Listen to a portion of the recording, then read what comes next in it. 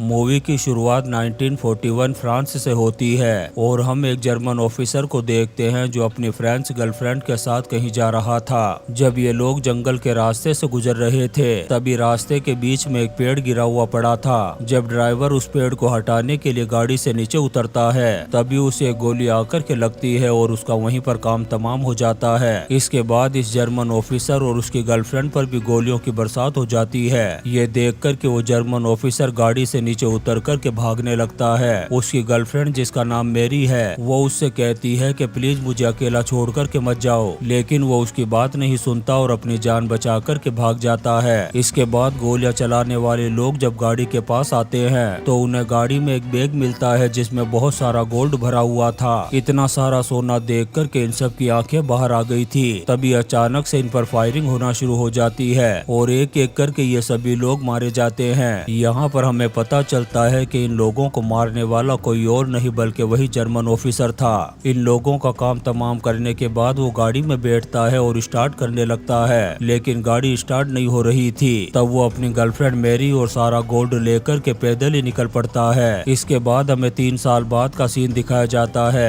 जहाँ पर यूरोप के कई देशों में जर्मनी को हार का मुंह देखना पड़ रहा था। जीत के बाद यूरोपियन लोग उन औरतों से नफरत करने लगे थे जो नाजियों से करीब थी। उन औरतों को गंजा करके उनके माथे पर ड्रॉ करके उनकी बेइज्जती की जा रही थी। इन्हीं औरतों में उस जर्मन ऑफिसर की गर्लफ्रेंड मेरी भी थी। उसके भी माथे पर ड्रॉ करके उसके सिर को गंजा किया जा रहा था और अब अमेरिका भी जर्मनी के खिलाफ इस वॉर में कूद चुका था। इसके बाद हम 4 अमेरिकी सैनिकों को देखते हैं जो कहीं जा रहे थे। इन लोगों ने अपनी गाड़ी में एक ऐसे शख्स को बैठा रखा था जिसका चेहरा ढका हुआ था। थोड़ी ही देर में ये अमेरिकी सैनिक एक पुराने कब्रिस्तान में पहुंच जाते हैं। यहाँ पर हम कब्रिस्तान के चौकीदार जॉर्ज को देखते हैं जिसके पास सार्जन आकर के कहता है कि हम वॉन ब्रुकनर नाम के एक जर्मन की कब्र को देखना चाहते हैं। तब जॉर्ज ने बताता है कि इस कब्रिस्तान में कोई भी जर्मन दफन नहीं है। फिर हम देखते हैं कि ये लोग जिसके चेहरे को ढककर के लाए थे वो कोई और नहीं बल्कि मेरी थी। ये लोग कब्रिस्तान के चौकीदार जॉर्ज को वहाँ से जाने के लिए कहते हैं और मेरी को लेकर के उस कब्रिस्तान के अंदर चले जाते हैं। ये लोग जॉर्ज को एक झोपड़ी जैसी जगह पर बैठा देते हैं और एक अमेरिकी सोल्जर इस पर नजर रखने के लिए यहीं पर बैठ जाता है। दोस्तों आगे से हम मेरी को गंजी कहकर के बुलाएंगे।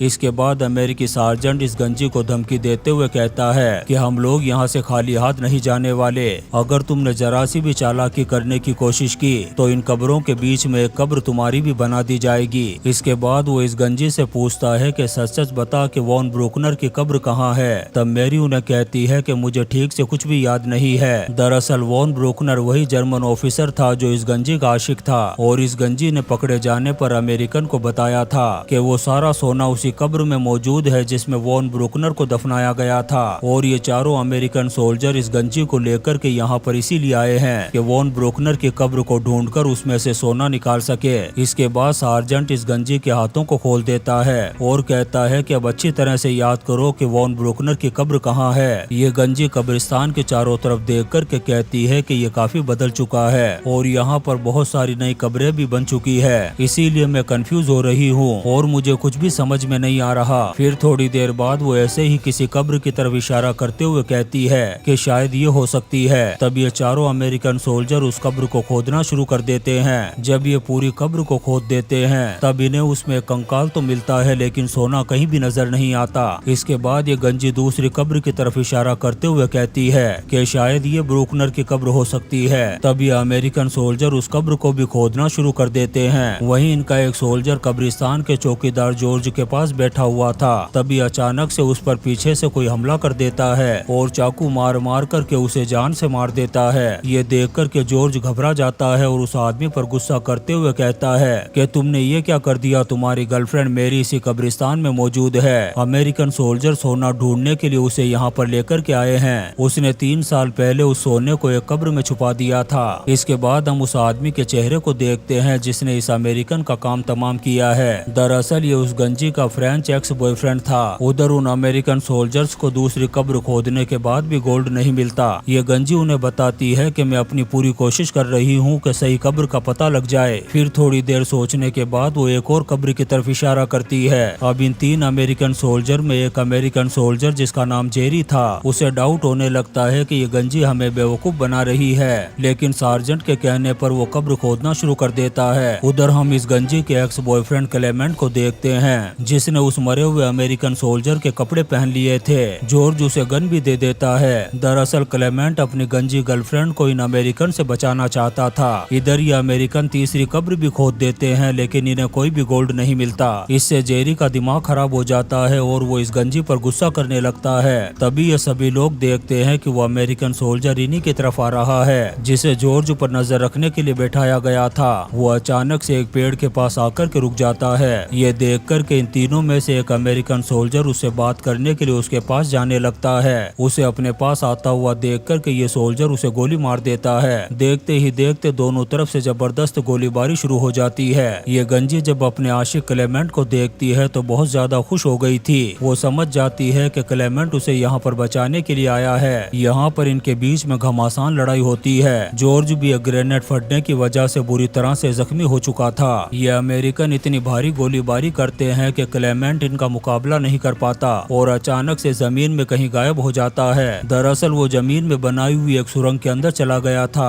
अब यहाँ पर अमेरिकन सार्जेंट इस गंजी पर डाउट करने लगता है कि शायद इसी ने उसे यहाँ पर बुलाया होगा। वो इस गंजी पर बहुत ज्यादा गुस्सा करता है, लेकिन वो इसे जान से नहीं मार सकता था क्योंकि उसे गोल्ड चाहिए था। उधर हम जॉर्ज को देखते हैं, जिसका ग्रेनेड की वजह से एक हाथ टूट चुका था, लेकिन वो अपने दूसरे हाथ से गन उठा लेता है और उसी अमेरिकन पर गोली चलाता है जिसे गोली लग चुकी थी। तभी सार्जेंट जॉर्ज को भी गोलियों से भून करके नासा के रॉकेट में बिठा देता है। वो अमेरिकन सोल्जर भी मर चुका था जिसे जॉर्ज ने गोली मारी थी। अपने साथी की मौत से जेरी को बहुत ज्यादा गुस्सा आ रहा था। वो एक चाकू लेकर के इस गंजी को मारने के लिए जाता है, लेकिन सार्जेंट जब उसे समझाता है तब वो इस गंजी को छोड़ देता है। इसके बाद ये इस गंजी को एक जगह पर बांध देते हैं और उस सुरंग में क्लेमेंट को ढूंढना शुरू कर देते हैं। ये अमेरिकन उस सुरंग में ग्रेनेड फेंक देते हैं, लेकिन फिर भी क्लेमेंट को कुछ नहीं होता। इसके बाद ये लोग सोने के लालच में एक के बाद एक कई कब्रों को खोद देते हैं, लेकिन इन्हें कहीं भी सोना नहीं मिलता।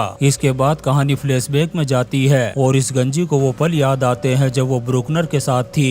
ब्रूकनर ने इस गंजी को बताया था कि उसने ये सोना बर्लिन के चांसलर से चुराया था और जब वॉर खत्म हो जाएगा तब वो इस सोने को कैश में कन्वर्ट करवा लेगा। उसके बाद ये दोनों कहीं जाकर के सुकून की जिंदगी गुजार सकते हैं। ये गंजी ब्रूकनर को आइडिया देती है कि जब तक सही वक्त नहीं आ जाता तब तक हम इस सोने को एक कब्रिस्तान में छुपा देंगे। इसके बाद कहानी वापस से प्रेजेंट में आती है। यहाँ पर हम जेरी को देखते हैं, जिसने अपने मरे हुए दोनों साथियों को गाड़ी में रख दिया था। तभी जेरी को एक फोन पर मैसेज मिलता है कि एक जर्मन बटालियन इसी तरफ आ रही है। अब यहाँ से कहानी 2 दिन पहले फ्लैशबैक में जाती है, जहाँ पर हम 2 जर्मन ऑफिसर को देखते हैं जो भागने का प्लान बना रहे थे। दरअसल जर्मन हर जगह से हार रहा था और ये सभी जर्मन सोल्जर यहाँ से भागकर के इटली जाना चाहते हैं। इन्हीं 2 ऑफिसर में हम वॉन ब्रूकनर को देखते हैं, जिसकी कब्र को वो 4 अमेरिकन उस कब्रिस्तान में ढूंढने के लिए आए थे, लेकिन वॉन ब्रूकनर तो यहाँ पर जिंदा बैठा हुआ था। दरअसल ब्रूकनर यहाँ से भागने से पहले उस गंजी से भी मिलना चाहता था ताकि वो उस गंजी से अपना छुपाया हुआ गोल्ड ले सके। कहानी वापस से प्रेजेंट में आती है। यहाँ पर इन अमेरिकन सोल्जर को पता चल चुका था कि जर्मन बटालियन इसी तरफ आ रही है, इसीलिए ये अपने काम को जल्दी जल्दी खत्म करके यहाँ से भागना चाहते थे। लेकिन ये गंजी तो इन्हें सच्चाई बताने के लिए बिल्कुल भी तैयार नहीं थी। उसने एक के बाद एक कई कब्रें खुदवा करके इन सोल्जर्स की ऐसी की तैसी कर दी थी।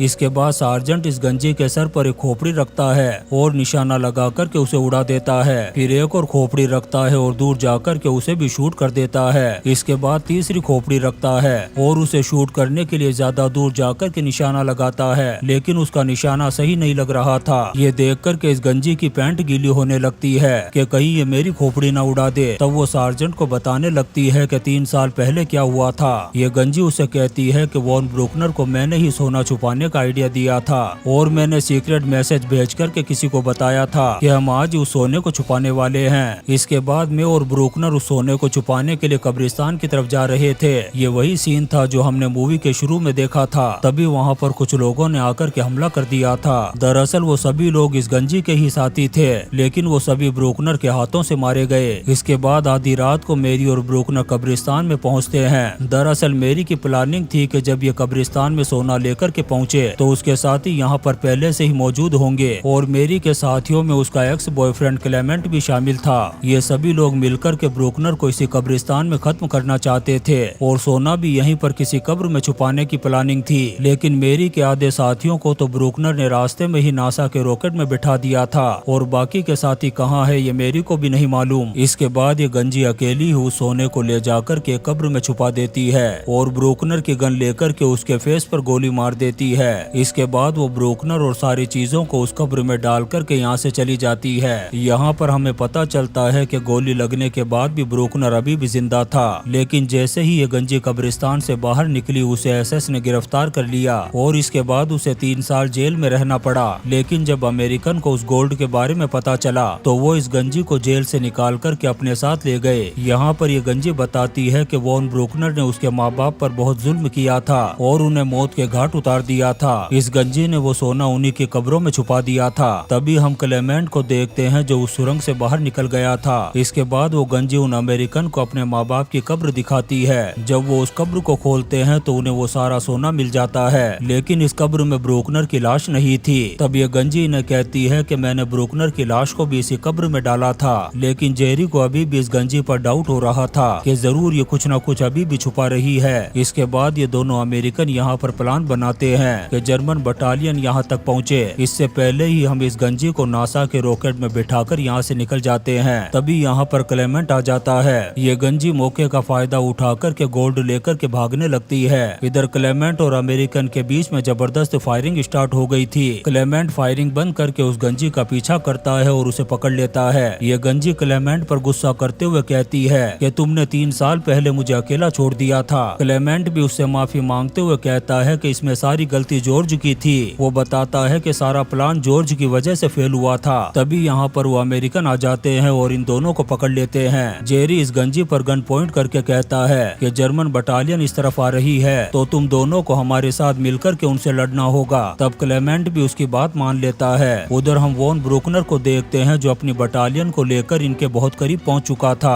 और बस कुछ ही देर में कब्रिस्तान के अंदर एंटर करने ही वाला है। इधर ये चारों अपने सारे बॉम्ब, ग्रेनेड और हथियारों को जमा करके प्लान बनाते हैं कि वॉन ब्रूकनर की बटालियन का काम कैसे तमाम करना है। अब जैसे ही वॉन ब्रूकनर अपनी बटालियन के साथ कब्रिस्तान में एंटर करता है, ये चारों उन पर बॉम्ब और ग्रेनेड के धमाके करते हुए गोलियां चलाना शुरू कर देते हैं। काफी देर तक इनके बीच में घमासान WWE की गोलीबारी चलती है और बहुत सारे जर्मन चंद्रयान में बैठकर के दूसरी दुनिया में पहुंच जाते हैं। वॉन ब्रूकनर जैसे ही इस गंजी को देखता है उसके पैर में गोली मार देता है। इसके बाद वो क्लेमेंट को भी गोलियां मार करके दूसरी दुनिया का मुसाफिर बना देता है। इधर जेरी को भी एक जर्मन सोल्जर ने चाकू मार मार करके अधमरा कर दिया था। फिर ब्रूकनर उसे भी गोली मार करके मौत के घाट उतार देता है। अब इस पूरे कब्रिस्तान में सार्जेंट, वो गंजी और ब्रूकनर जिंदा बचे हुए थे। यहाँ पर ब्रूकनर इन दोनों से कहता है कि क्यों ना हम तीनों गोल्ड बांट करके अपने अपने रास्ते निकल जाएं। ये बात सुनकर के तीनों एक दूसरे के सामने आ जाते हैं, लेकिन तभी ये गंजी सार्जेंट को गोलियों से भून देती है और उसका भी विकेट गिर जाता है। इसके बाद ये गंजी और ब्रूकनर एक दूसरे पर गोलियां चला देते हैं, जिससे ये दोनों अधमरे होकर के जमीन पर गिर जाते हैं। लेकिन ये गंजी चाकू से स्टेप करके ब्रूकनर का भी काम तमाम कर देती है। तभी हम अमेरिकन फाइटर को देखते हैं जो यहाँ पर बम्बार्डमेंट करने वाले थे, क्योंकि सार्जेंट ने जर्मन के यहाँ पहुँचने से पहले ही हवाई हमलों का ऑर्डर दे दिया था। ये अमेरिकन फाइटर इस कब्रिस्तान में इतने बम गिराते हैं कि जिससे पूरे कब्रिस्तान की जमीन हिल जाती है। लेकिन ये गंजी किसी तरह से बच गई थी। वो उस गोल्ड से भरे हुए बैग को उठाती है और वापस उसी कब्र में रख देती है। इसके बाद ये गंजी यहाँ से चली जाती है। फिर दोबारा कभी भी लौट करके वो वापस इस कब्रिस्तान में नहीं आई। उसने पेरिस जाकर के एक आर्किटेक्ट से शादी कर ली और 1997 में वो इस दुनिया को छोड़ करके चली गई। इसी सीन के साथ ये शानदार movie Hell Hath No Fury खत्म हो जाती है। दोस्तों, हम आपके लिए ऐसी ही इंटरेस्टिंग मूवीज एक्सप्लेन करते रहेंगे, तो आप चैनल को सब्सक्राइब जरूर करें और लाइक और कमेंट्स भी करें। Thank you.